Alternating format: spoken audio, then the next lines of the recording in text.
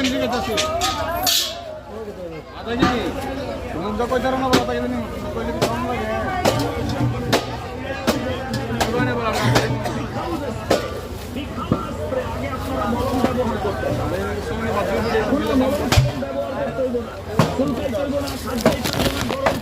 ধুতে হবে না, শুকনা কাপড় দিয়ে মুখ করবো না।